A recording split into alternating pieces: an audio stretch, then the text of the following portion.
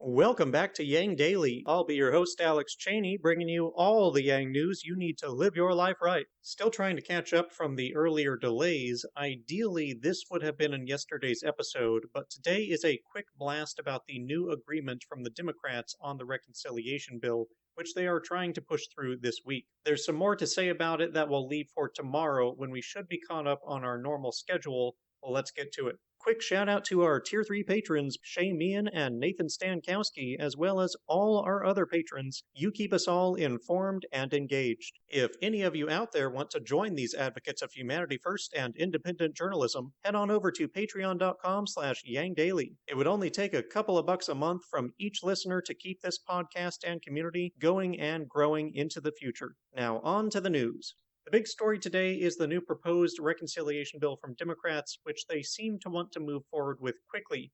Biden has allowed his original bill to be cut in half, from $3.5 trillion down to $1.75. Here is what Manchin, Sinema, and their ilk have eliminated from the bill. 2 years of free community college, paid family and medical leave, $800 vouchers for dental costs, Medicare coverage for dental and vision, and allowing Medicare to negotiate lower drug prices. Each of these policies are popular with the American public, but got cut by the GOP and conservative Democratic legislators because our representatives do not represent the people. This is what democracy reform, such as that supported by the Forward Party, is about: creating a real democracy.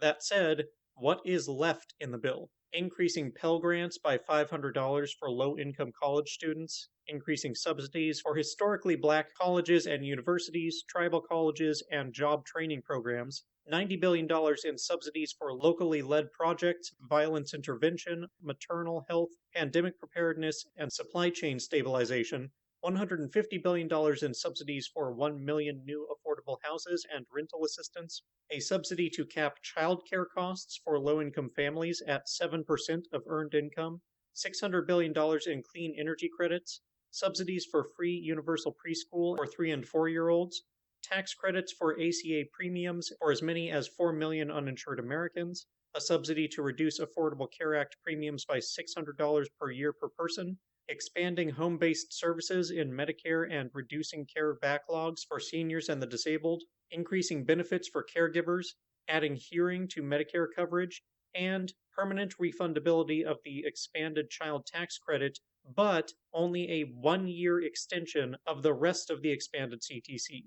I won't bother rehashing my thoughts on preferring the empirically proven superiority of universal cash benefits over subsidies. Suffice it to say, I'd love to replace all of this bureaucratic cherry-picking with a UBI and a universal health insurance option. The closest thing to a UBI in here, the thing that could be a stepping stone to a true UBI, is the child allowance, and they are trying to gut it to a 1-year extension. This is unacceptable. The CTC expansion must be made permanent. It is the most effective, efficient, humane, universal part of this bill, and such an obvious win for any politicians who take credit for it, that it is mind-bogglingly stupid even for politicians to consider reducing it in any way. The bill is not quite final, but Biden, Pelosi, and Schumer are saying they want this thing passed within a week. For the love of everyone, please tell them how incredibly stupid they are being to pass up such a clear social and political win in the CTC.